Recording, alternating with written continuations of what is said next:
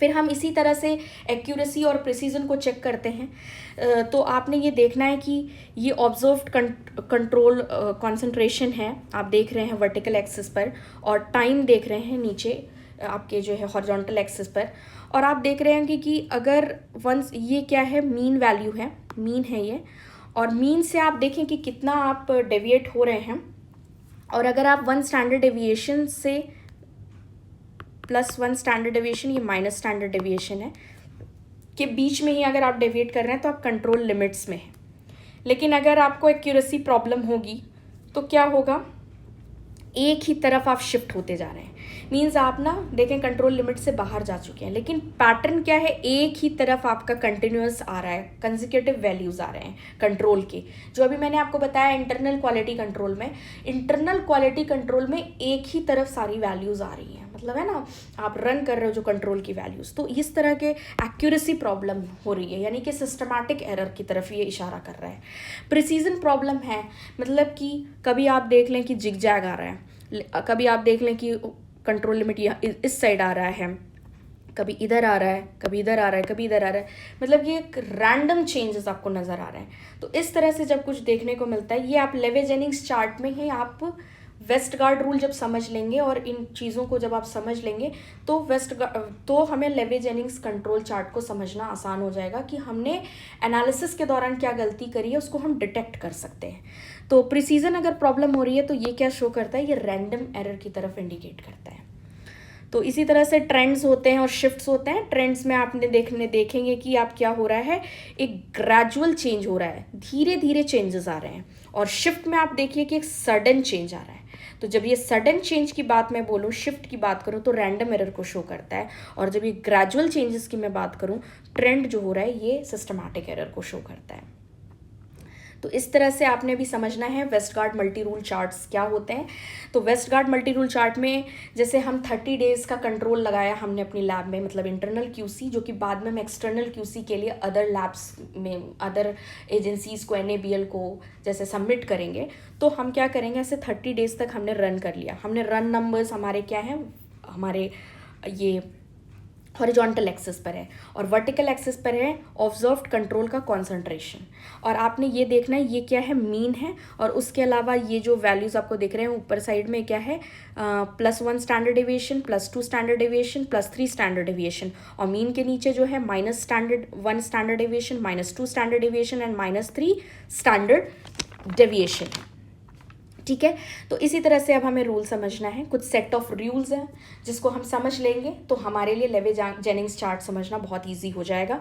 Westergaard multi rule chart में 1 to S क्या है, 1 to S वार्निंग रूल बोला जाता है।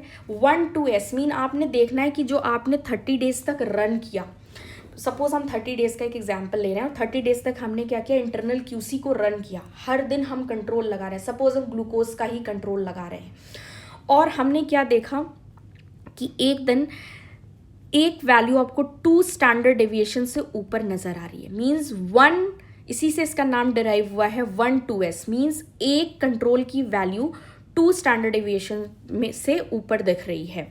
अगर आपने ऐसा दिख रहा है, अगर इस तरह की चीज़ें आपको नज़र आ रही हैं, तो ये क्या हो जाता है, ये आपका हो जाता है 1 to S वार्निंग रूल।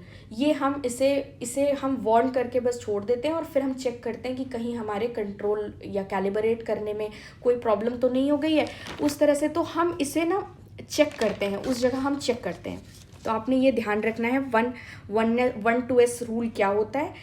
और ये एरर जो जनरली होता है, ये एरर का सिग्नल होता है, लेकिन ये कंफर्म मतलब एरर नहीं बता रहा है, ये वार्न कर रहा है।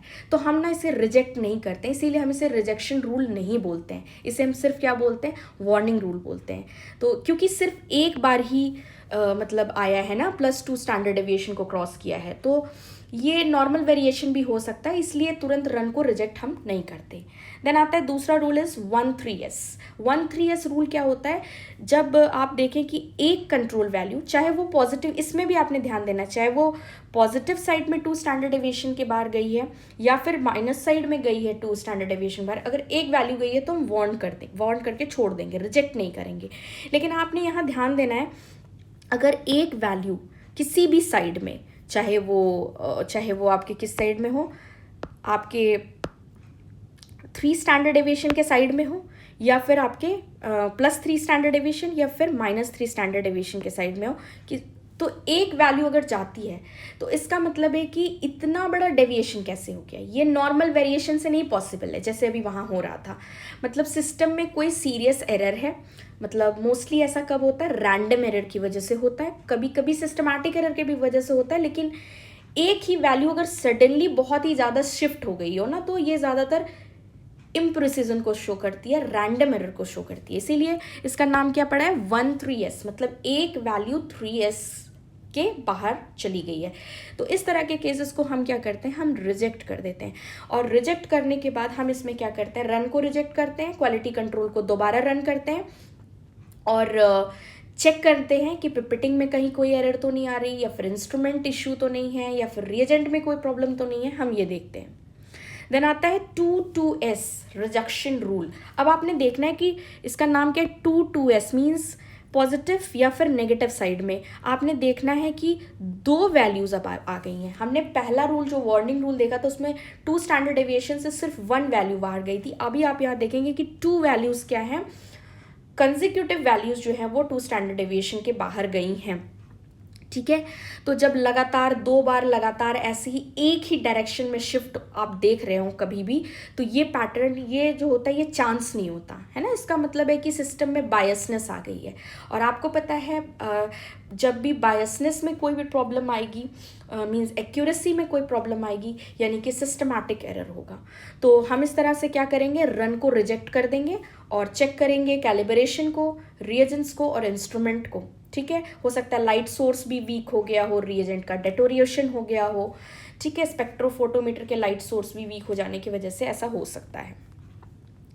देन आता है R4S रिजेक्शन रूल, है ना। R4S रिजेक्शन रूल का नाम ऐसा क्यों पड़ा, क्योंकि ये वेस्टगार्ड रूल का ही एक इम्पॉर्टेंट क्वालिटी कंट्रोल रूल है जो कि मेनली रैंडम एरर को डिटेक्ट करने के लिए यूज होता है। और इसका नाम R4S इसलिए है क्योंकि एक कंट्रोल रिजल्ट जो है +2 स्टैंडर्ड डेविएशन के बाहर में है। कहाँ पर है, +2 स्टैंडर्ड डेविएशन के बाहर। और आपको दूसरा जो दिख रहा है वो कहाँ दिख रहा है, -2 स्टैंडर्ड डेविएशन बाहर दिख रहा है। ठीक है, तो नीचे के साइड, तो मतलब दोनों रिजल्ट्स के बीच का जो डिफरेंस है वो कितना है, 4 स्टैंडर्ड डेविएशन का क्या है, ये नहीं होगा, मीन है ये, 4 स्टैंडर्ड डेविएशन का जो डिफरेंस दिख रहा है, इसी वजह से हम क्या बोलेंगे इसे, R4S, है ना, या उससे ज़्यादा भी हो सकता है। तो ऐसा ध्यान रखिएगा, रैंडम एरर के केसेस में होता है, इम्प्रिसिजन के केस में होता है। और इसका पॉसिबल कॉज यही होगा कि पिपेटिंग में कोई एरर हो रही है, इंस्ट्रूमेंट फ्लक्चुएशन में कोई प्रॉब्लम है, टेम्परेचर वेरिएशन में है, या फिर सैंपल में एयर बबल आ रहा है। तो इस तरह के केसेस में हम रन रिजेक्ट कर देते हैं। देन आता है 4-1s। तो आपने ना सिर्फ रूल के नाम से ही समझ लेना है कि हो क्या रहा है। आप देखेंगे ऐसे 4 कंसेक्यूटिव वैल्यूज आ रहे हैं। अब अभी तक तो हम 2 स्टैंडर्ड डेविएशन या 3 स्टैंडर्ड डेविएशन पे जा रहा था, लेकिन आपने अभी ध्यान रखना है 1 स्टैंडर्ड डेविएशन से भी बाहर अगर 4 कंसेक्यूटिव वैल्यूज चले गए हैं, ठीक है, चाहे वो पॉजिटिव साइड में या नेगेटिव साइड में, तो ऐसे कंसेक्यूटिव वैल्यूज जब जाते हैं तो इस तरह के वाले जो एरर होते हैं वो रैंडम नहीं होते, हमेशा सिस्टमैटिक एरर होते हैं। ये कैलिब्रेशन में प्रॉब्लम की वजह से हुआ होगा, या रिएजेंट इशू की वजह से हुआ होगा। ठीक है, तो स्टैंडर्ड गलत सेट हो गया है, तो उस केस में ऐसा होता है। और देन आता है 10x। फिर आपको देखें कि कंसेक्यूटिव वैल्यूज दिख रहे हैं, है ना, कुछ 1 स्टैंडर्ड डेविएशन के पास हैं और कुछ 2 स्टैंडर्ड डेविएशन पास। मतलब आपने ना कंसेक्यूटिव वैल्यूज एक ही डायरेक्शन में दिख रहे हैं, चाहे पॉजिटिव साइड में दिख रहे हैं, चाहे नेगेटिव साइड में दिख रहे हैं। इस तरह का पैटर्न भी जो होता है वो क्या होता है, रिजेक्शन में ही आता है और सिस्टमैटिक एरर को शो करता है। तो इस तरह से आपने ध्यान रखना है कि कोई रैंडम अगर चेंज आ गया, अचानक से कोई चेंज आता है, तो वो रैंडम एरर को शो करता है। लेकिन अगर आपको एक ही साइड कंसेक्यूटिव वैल्यूज मिल रहे हैं, मतलब एकदम क्या कहते हैं, कोई ऐसा सडन चेंज नहीं दिख रहा है ना, तो इस तरह के केसेस में क्या होता है, सिस्टमैटिक एरर होता है। तो आपने ये चीज़ें ध्यान रखनी है। ये आपका क्या था, वेस्टगार्ड मल्टी रूल चार्ट है, और इसी के बेसिस पर फिर आप क्या करते हैं, लेवे जेनिंग्स चार्ट को देखते हैं, जो आपने इंटरनल क्यूसी रन किया है उसको। फिर ये सारे कुछ आजकल ऑटोमेटेड ऑटो एनालाइजर्स में होते हैं, तो सब कुछ वहाँ मशीन में आपको दिख रहा होता है, आपको लेवे जेनिंग्स चार्ट दिखेगा और आप अगर ये रूल मल्टी रूल चार्ट्स और आप एक्यूरेसी, प्रिसीजन और क्या कहते हैं आप सेंसिटिविटी, स्पेसिफिसिटी, इन सब चीज़ों टर्मिनोलॉजी से अगर क्लियर होंगे तो आपके लिए ईजी हो जाएगा ये सारा जो लेवे जेनिंग्स चार्ट है वो क्वालिटी कंट्रोल को चेक करना आपके लिए ईजी हो जाएगा. So in this lecture we have covered all the important aspects of quality control in a biochemistry laboratory and we discussed internal quality control, external quality control, and also understood the concept of Westgard rule, which are very important for identifying error in lab reports. So along with that, we also talked about different type of errors that can occur in the laboratory, and how quality control helps in detecting and minimizing these errors.